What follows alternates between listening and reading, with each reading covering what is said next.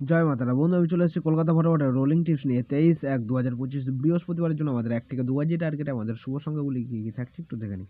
প্রথম শুভ সংখ্যা হিসেবে থাকছে আমাদের নাম্বার 2। নাম্বার 2 এর একটা সিঙ্গেল পাতি থাকছে আমাদের 237 এবং দ্বিতীয় শুভ সংখ্যা হিসেবে থাকছে নাম্বার 4। 4 এর একটা সিঙ্গেল পাতি থাকছে আমাদের 590 এবং তৃতীয় শুভ সংখ্যা হিসেবে থাকছে আমাদের নাম্বার 7।